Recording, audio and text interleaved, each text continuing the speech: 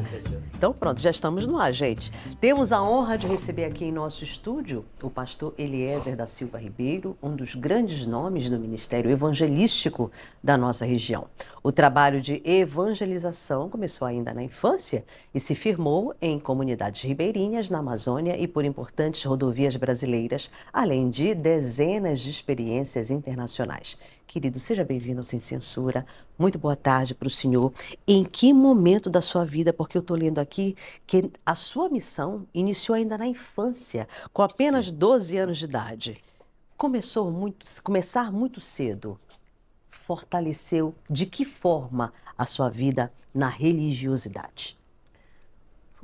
Bom, boa tarde a você e a todos os telespectadores. Nós tivemos a felicidade de nascer em um lar evangélico. Meus pais são dos fundadores do movimento pentecostal no Brasil. E a Escritura diz, ensina a criança no caminho que deve andar. E quando ele envelhecer, ele não se esquecerá dele. Isso fez com que eu me firmasse muito cedo com as orações em torno da mesa da alimentação, nunca comer sem orar. Sim. Oração às 18 horas e a obediência fundamental aos pais. Sempre tomando bênção e beijando a mão dos pais, respeitando o mais velho, nunca passando entre conversas de adultos. Fomos criados ali com um certo princípio. Isso me norteou o meu caminho. Uma família de quantos irmãos, pastor? Nós somos 5 irmãos e 2 mulheres e 3 homens, mas sou membro de uma família de pastores. Sim. De pai, irmãos, e tio, sobrinho, hoje neto e filhos. São muitos pastores na família. Ai, que maravilha. Hoje, e diante de toda essa trajetória, já que são mais de 6 décadas dedicadas à vida em missão, a gente sabe que o mundo ele passa por vários movimentos de transformação. Quais são hoje os maiores desafios do trabalho de evangelização? Eu comecei novo, já foi dito, aos 12 anos, mas aos 17 eu entrei na evangelização. E escolhi um caminho, talvez difícil, para não dizer o pior. Foi evangelizar as baixadas, as feiras, e partir para a evangelização aos drogados. Eu movimentei uma cruzada chamada Cruzada das 22 Horas, serviço de evangelização a bandidos, viciados e prostitutas. Era assim que eu identificava. Ia de praça em praça, de boate em boate. A minha evangelização sempre foi à noite, entrando pelas madrugadas, com excelentes resultados. Tirei muita gente das drogas, levei muitas mulheres, comecei a fazer casamento, já fiz 2.400 casamentos. Comecei a fazer casamento cedinho, de madrugada, encontrando mulheres na rua. O que é que falta? Brigamos por causa do botijão de gás. Vai já ter casamento. Eu ia comprar o botijão de gás, ia para casa e fazia o casamento, ainda tomava o café. Que maravilha isso. Ao longo da sua trajetória, pastor, quais são os maiores obstáculos que o senhor enfrentou ao longo da vida? Obstáculos fortíssimos que eu encontrei foi o sucesso. Esse, por pouco, não me destruiu. Depois, a prosperidade. Sim. Também foi muito, muito pesado para mim. Não tinha estrutura para isso. Fui tentado entrar na política. Fui o primeiro pastor pentecostal, ou melhor, o primeiro pastor no estado do Pará a ser levado a candidato a deputado federal, porque o nosso deputado era Antônio Alves Teixeira, era português, ele não podia se candidatar. Mas Deus me poupou, me guardou disso. Com todo respeito à classe política, eu não fiquei na política, fiquei no evangelismo. Mas os desafios aumentaram, porque os inimigos não deixavam eu passar e os amigos me traíam. E eu fui assim, sofrendo e sendo marcado. Hoje eu sou um obreiro que tem muitas cicatrizes. Mas tudo curado, graças a Deus, não é? O senhor falou ainda há pouco sobre prosperidade e sucesso. De maneira geral, as pessoas têm dificuldade em lidar com isso? Sim. E por quê? Porque nem sempre a prosperidade é sinal de aprovação de Deus. Como também as dificuldades também não são sinais de desaprovação. Muitas vezes um homem, um profissional da imprensa como vocês, pode estar passando pelo caminho do cão, mas pode ser o caminho que Deus está trabalhando com ele. Deus foi mais com José, andando de poço em poço, do que se tivesse começado sendo laureado dentro de casa. Ele teve que ir para muitos calabouços, mas com 11 anos depois de toda essa luta, se tornou primeiro-ministro. Então, é uma questão de vindicação. Você tem que estar na mão de Deus e deixar que Deus seja o comandante mesmo. Porque você nunca sabe qual é o vento que vai te levar ao porto seguro. Mas Sim. você tem que saber o porto que quer chegar. Ontem eu fui assistir o filme de Michael Jackson. E Michael Jackson era a testemunha de Jeová. E algo muito curioso que eu desconhecia da história de Michael Jackson, que foi uma figura célebre, popular e um grande astro da música pop, né, internacional, é de que tudo ele atribuía ao Senhor. A criatividade, a prosperidade, o sucesso também. Muitas das suas missões foram em comunidades ribeirinhas e ao longo de grandes rodovias brasileiras. Como é para o Senhor fazer o trabalho destinado a comunidades que durante muito tempo da sua vida o senhor trabalhou? Eu tive a felicidade, um pouco de audácia, de ser o primeiro obreiro a entrar na Transamazônica, antes da sua inauguração. E andar na Transamazônica naquelas horas, quando só havia casas de 5 em 5 quilômetros, agrovila de 10 em 10 quilômetros, andei muito, fiquei um andarilho no atoleiro. Se era de carro, não passava. E a pé não dava para caminhar. Cheguei a andar 100 quilômetros dentro de uma semana, dentro de 10 dias, a pé até o joelho pifar. Hoje já operei de ambos para continuar caminhando. E partindo para os ribeirinhos, aí eu já levava a experiência do meu pai, que levou a vida toda. Meu pai foi considerado pelo ser evangélico como o búfalo do Marajó, por vencer as intempéries marajoara e todas as sortes. Como esses problemas, o senhor acabou de relatar alguns deles, a dificuldade até de acessibilidade, como esses problemas acabaram fortalecendo a sua missão evangelizadora? É que cada dia deve ser vivido de uma vez. Não dá para colocar os dois juntos. Então, o obreiro, para se tornar essa pessoa usada na mão de Deus, ele tem que ser superior ao tempo e fazer do sofrimento o seu irmão, das lutas, das tentações, o seu alimento e da morte a sua companhia. Ele tem que ser superior ao tempo, porque você, embora nasça pastor, nasça evangelista, mas você vai ter que demonstrar isso na dinâmica, na atividade, porque pastor tem que nascer com coração de pastor. Pastor, você não aprende a ser pastor, você traz aquilo de berço, é com você. E não tem quem tire. Pode todos os demônios se levantarem contra você. E vou lá te responder uma coisa importantíssima. Na vida missionária, já que eu me dedico muito às missões, principalmente no exterior, estou indo agora para o Timor-Leste, mas já estive lá durante a guerra no Timor-Leste, é que o primeiro a te receber no campo das missões é Satanás, através das circunstâncias. Não pense que alguém vai bater pau para você, nem mesmo onde tem alguém para te receber, que não é o meu caso. Já cheguei em mais de 100 países sem ter uma pessoa sequer para me receber. Dormindo na rua e passando de tudo um pouquinho. Mas isso fortalece. Hoje, se quiser que eu fique uns 3 dias falando aqui, eu falo. Porque eu tenho que falar pela vida vivida. E ainda digo mais, ser pastor é vida vivida. Todo pregador do evangelho deve ter seu púlpito. O púlpito do pregador é a vida que ele vive. É melhor viver um sermão do que pregar um sermão. Vamos aproveitar que a gente está falando com os 4 cantos do estado do Pará. O Sem Censura ele consegue alcançar boa parte do território paraense. E as pessoas são muito curiosas com todos os nossos entrevistados que trazemos aqui.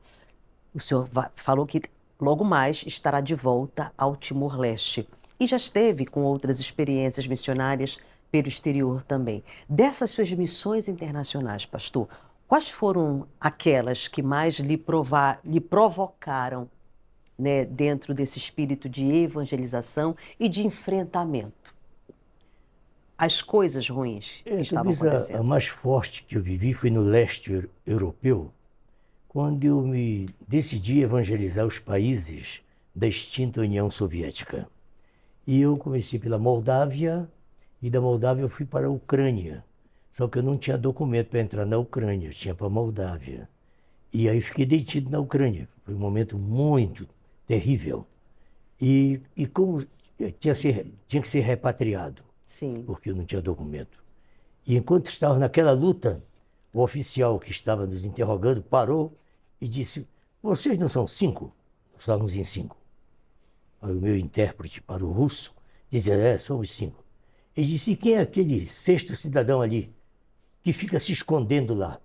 Tem hora que ele brilha, tem hora que escurece, tem hora que vai para a direita, para a esquerda. Quem é ele?" Aí ninguém sabia.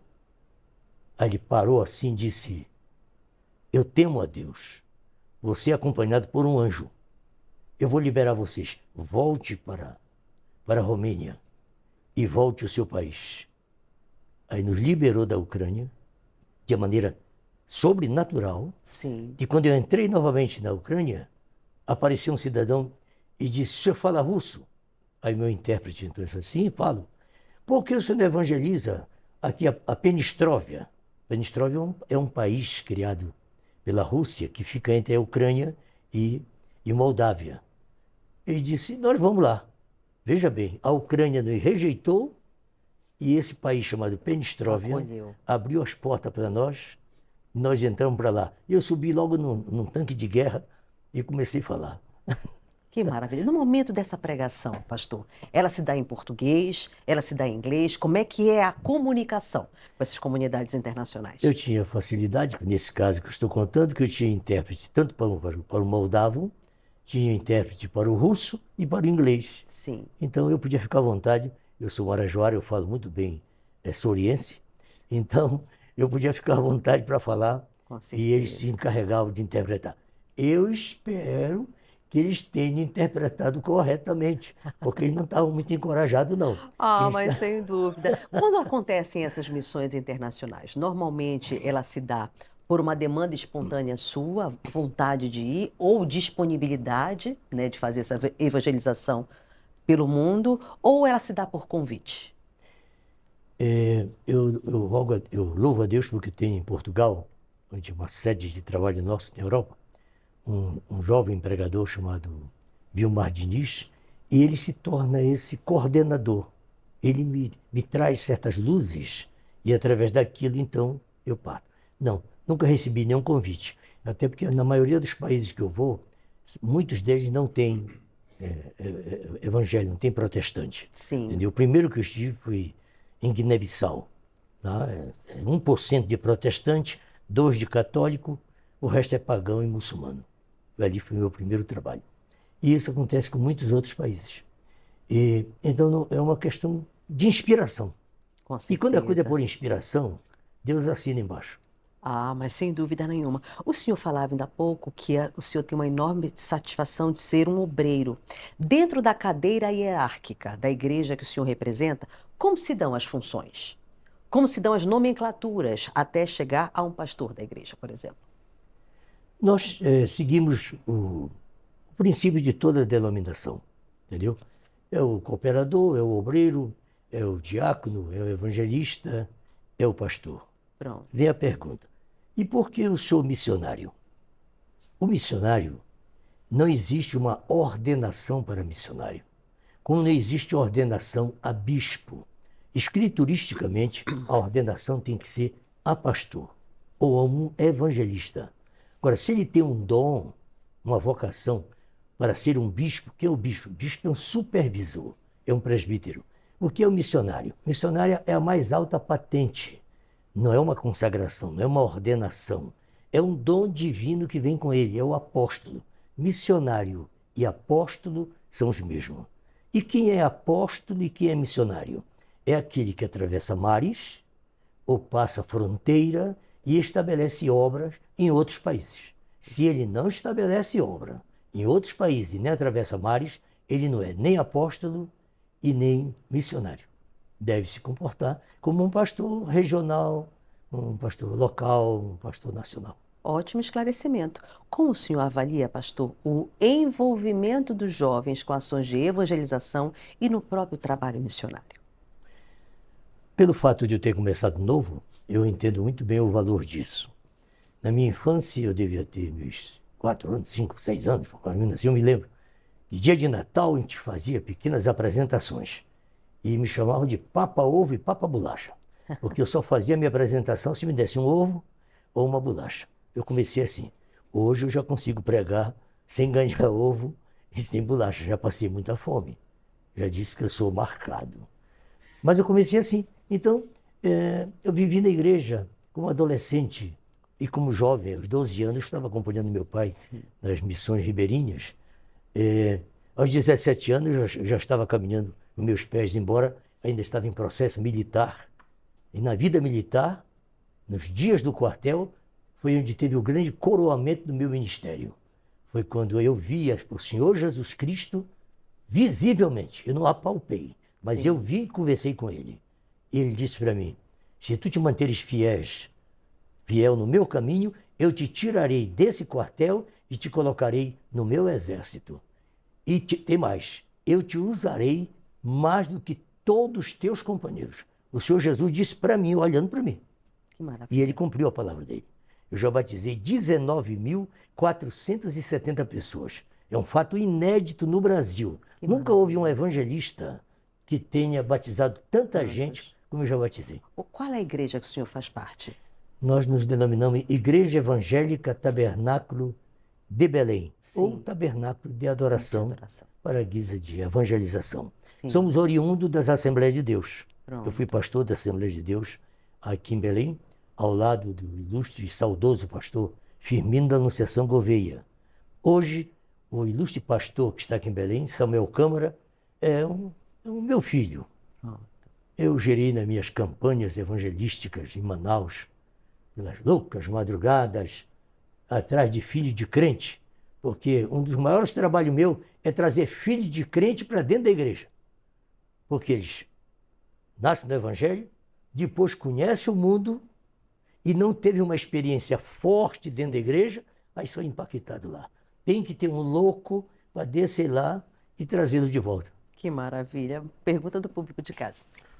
O Milairson do Canudos pergunta se o senhor costuma frequentar os presídios. Ultimamente não o faço. Já fiz. Eu fui um dos principais evangelizadores no presídio, onde realizei muito batismo. Eu batizava as pessoas no presídio dentro de tanque de 200 litros, porque não tinha batistério, né? Eu não sou contra o batismo em rios e nem batistério. Já batizei dentro de bueiro, aqui na Cidade Nova, quando estava muito cheio. Já batizei nas ruas de Marabá. Onde tiver água, eu batizo. Nós batizamos por imersão. Sim. Porque existe o batismo também por aspersão. Sim. Nós batizamos por imersão, porque a palavra batismo vem de um termo grego, bátimos, que quer dizer submergir. Sim. Mergulhar. Mergulhar. Eu não sabia que tinha essa diferença, viu? Muito interessante a sua explicação. Tem até uma fotografia. Deixa a imagem no ar para o público de casa ver, que é justamente esse momento de batismo em que está sendo realizado e deu a experiência, né, de que é por imersão. Momentos assim. Pronto. Além de missionário, o senhor também é escritor, já com mais de 20 obras publicadas. Como a literatura contribuiu ou contribui para a sua missão evangelizadora? Bom, inicialmente eu agradeço o presságio e eu estou com 16 livros publicados e 3 que eu estou concluindo este ano. Sim. Mas agora eu vou segurar sua palavra. É 20. Exato. Então eu vou ter que partir para o 20º. Eu dou graças a Deus porque ao começar a escrever e compilar, é o que mais eu faço, eu busco nas escrituras e em outros autores, eu leio tudo. Eu sou ainda do tempo que se ama o livro, se gosta do livro. O livro é o melhor amigo. Ele vai te ajudar na juventude, mas não vai te desamparar na velhice será o teu companheiro eternamente. E isso me ajudou me estabelecer, ser mais cuidadoso, parar um pouco em casa. Hoje estou com 60 anos de casado. Que bênção. Eu só estou vivendo com a minha mulher 60 anos porque ela me suporta. Não somente me suportar, ela que me mantém no ministério. Que tem muitos pastores que hoje deixaram de ser pastor porque a mulher não ajudou, não segurou ele no púlpito. A minha, pro púlpito. Às vezes pro púlpito. Então ela me coloca em ordem. E eu louvo a Deus por isso. Pronto. Quando o senhor escreveu o seu primeiro livro, eu estou vendo aqui que o senhor trouxe vários exemplares para a gente. Sim. Eu acho que o mais antigo foi de 2013. Foi lá que você começou? Foi em 2005, que foi uma brochura.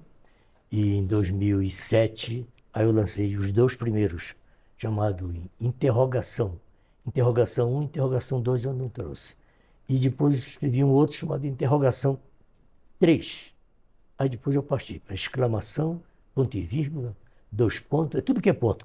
Eu tenho um amigo na Alemanha que ele diz para mim, Eliezer, quando acabar esse negócio de ponto, tu fica A, B, C. Mas são livros que trazem reflexão das suas vidas e das suas incursões enquanto missionário? Desculpa, Nos livros que o Sim. senhor traz, né? Agradecendo a generosidade da produção do programa, que já estabeleceu que são 20, Obrigado. mas dos 16 livros que já estão publicados. Sim, sim. No conteúdo desse livro, o que é que o senhor traz? Traz experiências suas como missionário, experiências de outras pessoas? Sim. Sempre é embasado na Escritura. Eu escrevo tudo no sentido evangélico, tanto na parte doutrinária, como na parte também de inspiração para o evangelismo e etc. Eu me dirijo diretamente aos pregadores. Sim. Eu falo diretamente com os pregadores, acabei de dizer agora. Todo pregador deve ter o seu púlpito. E o púlpito do pregador é a vida dele. Se ele não tem vida vivida, é melhor ensarelhar as armas e não se expor. Porque Satanás não brinca de ser Satanás. O diabo não tira férias. E ele sabe como derrubar um pastor. Sim. Então, eu trabalho em cima disso, mostrando esse cuidado, esse equilíbrio que ele tem que ter. E apresento também os testemunhos. Né? Perfeito.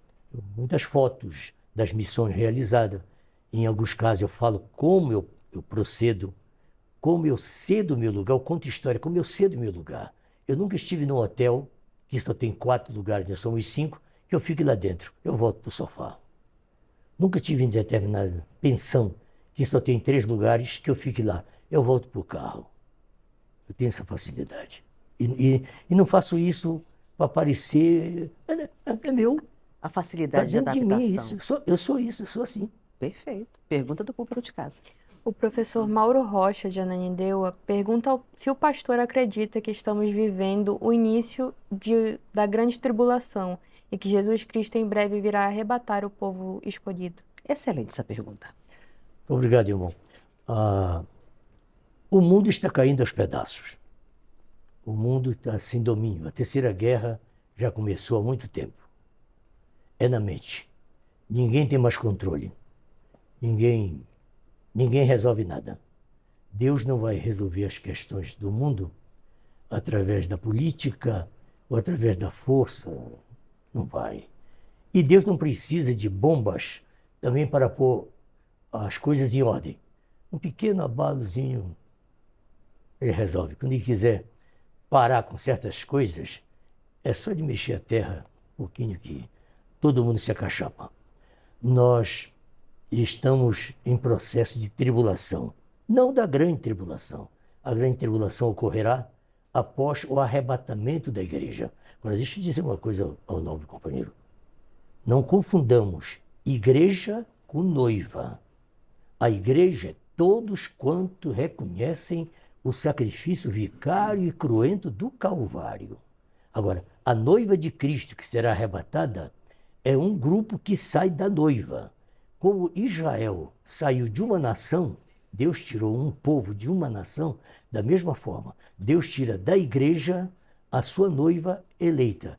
Esses não verão a segunda morte, esses não enfrentarão a tribulação, estes não são os que aparecem cantando de vestes brancas, estes sairão antes da tribulação, no abrir e fechar de olhos, os mortos que morrerem em Cristo ressuscitarão primeiro, nós não atrapalharemos os que já morreram, eles vão ressuscitar, nós os veremos aqui, e uma coisa fundamental para todos os crentes, e te alegro com o que eu vou dizer, na hora que você vê os que morrerem em Cristo ressuscitados, andando aqui conosco como Jesus andou por 40 dias, você vai ter fé de arrebatamento e o teu corpo corruptível vai ser revestido de incorruptibilidade. No momento que você vê os cristãos saindo da sepultura, se preparando para alçar voo para as mansões celestiais. Isso é fé perfeita que eu estou falando. Que maravilha. Existe muita diferença, pastor, em denominar uma pessoa de evangélica ou crente? Ou é a mesma coisa? É o mesmo significado? Num certo sentido, não. No outro sentido, tem. Eu posso falar isso porque eu estou com 76 anos de idade. Então, são 77. Então, eu já vivi alguns anos para dizer isso aqui. Eu sou do tempo que se pregava o evangelho com a vida. Não precisava os pregadores ficarem desesperados e inventando coisa, enganando o povo e oferecendo tantas coisinhas como ocorre por aí. Entendeu? Vendendo o evangelho baratinho, nada disso. E nem forçando as pessoas, metendo medo nas pessoas. As pessoas se convertiam antigamente pelo testemunho dos outros crentes. A vida daquele crente, a música que ele cantava, como ele se portava, como ele negociava. Sim. Aquilo atraía a atenção das pessoas. Aí ele ouvia o evangelho, cria naquilo. Então, hoje evangélico é todo mundo que canta. Qualquer pessoa que canta, o indivíduo está cantando qualquer coisa aí no mundo aí. Ele entra na igreja, o dirigente apresenta. Agora tem aqui o nosso irmão, que ontem estava cantando funk e brega, mas agora está louvando a Jesus. Ele é evangélico. Mas a vida dele não é de cristão, não é de crente. Por isso eu já repeti 2 vezes. Sim. Todo cantor deve ter o seu púlpito. Exato. Todo cantor, todo pregador deve ter o seu púlpito. É a vida dele. Se a vida dele não corresponde àquilo, ele é meramente evangélico. Ele lê a Bíblia, escreve livro e faz obras sociais, mas não dá uri-tum-mi. Não dá uri-tum-mi. Quem quiser seguir-me, tome a sua cruz e siga-me. Seguir a Jesus é ser semelhante a Jesus, chama-se ser cristão. Ser cristão é aquele que é semelhante a um Cristo. Fora disso, você é denominacional, você é religioso. Religião é cobertura. Você tem só uma cobertura. Isso foi feito no Éden. Adão e Eva fizeram uma igrejinha para eles lá, pegaram umas folhas, colocaram, pronto, acabou. Não estava despido. Mas quando Deus falou e o sol bateu. Falando nos livros, para o público que está em casa, pastor, como é que as pessoas têm acesso aos livros já deixados como legado do Senhor? A nossa página na internet, Missão Transcontinental, foi falar que temos YouTube, mas temos também o Face. Você pode fazer contato conosco, tanto pelo Face como pelo YouTube, acompanhe nosso trabalho. E o nosso endereço aqui em Belém, um deles, Sim. Eu tenho 10 igrejas específicas aqui em Belém, mas o nosso tempo central está na Rua Mariano, número 300, ali no Castanheira.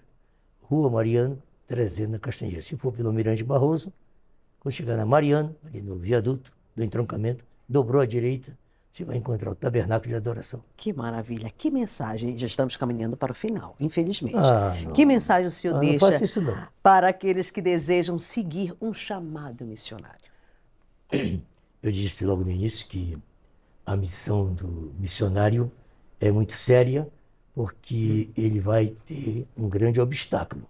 E repetir depois, Satanás não brinca de ser Satanás. E nem tira férias. Ele vai te causar dano, ele sabe como te derrubar, ele sabe como dificultar o teu caminho. Seguir a vida missionária, meu precioso jovem, não tem itinerário, não tem bússola, não tem GPS. Você vai ter que ter fé. O justo viverá da fé. E se ele recuar, disse o Senhor, a minha alma não tem prazer nele. Então você tem que ser uma pessoa convicta. Se o vento estiver favorável, você tem que dizer glória a Deus. Mas se os ventos derem contrário, dá glória a Deus.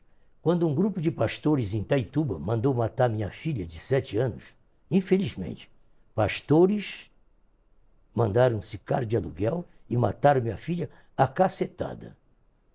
A minha esposa disse para mim, eu disse a ela, querida, vamos bater em retirada. Ela disse, está bem, mas primeiro vamos sepultar nossa filha e lembre-se, Eliezer, lembre-se disso, nós perdemos uma filha e Deus tem muitos filhos aqui na Transamazônica pelos quais devemos lutar.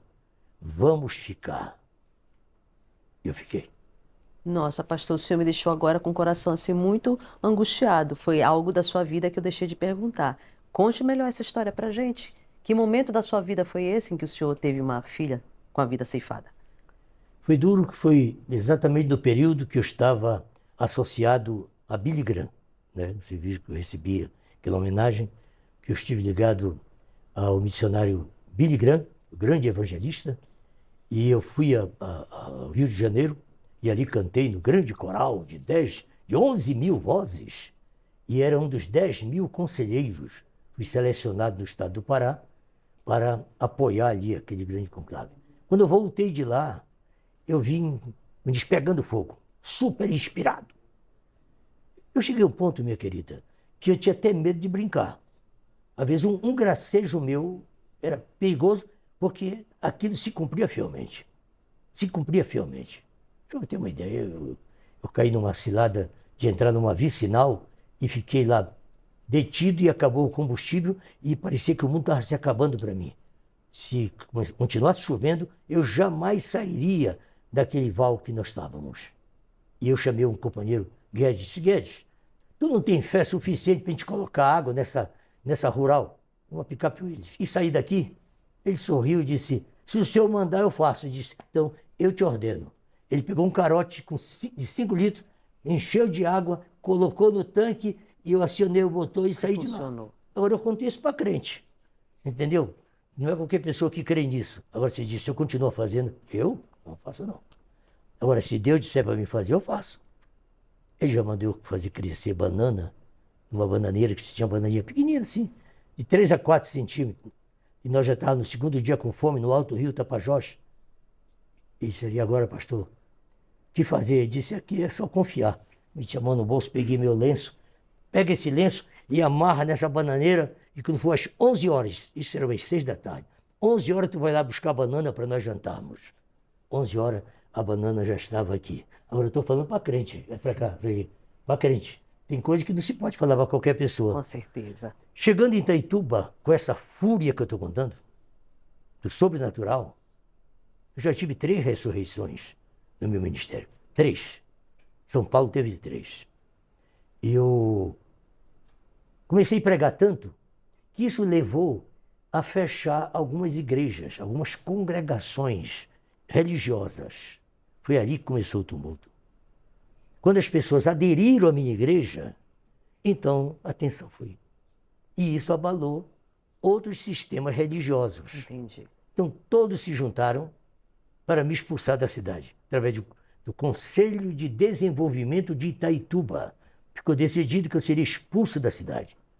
E eu estava perdido, porque naquele tempo era a área de segurança nacional. Sim. E o prefeito era o presidente da Câmara, que era o promotor. O prefeito era o presidente da Câmara, que estava prefeito, era o promotor. E o juiz de direito se afastou. Sim. De férias, e quem assumiu o promotor.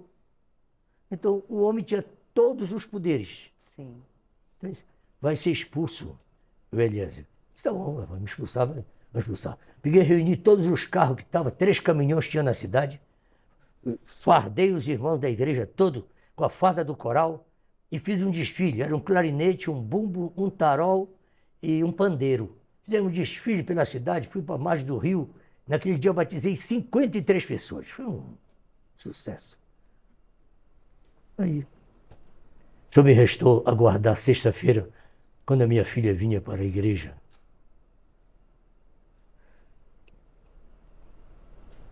Desculpe eu lhe fazer recordar dessa história, mas é muito lamentável mesmo.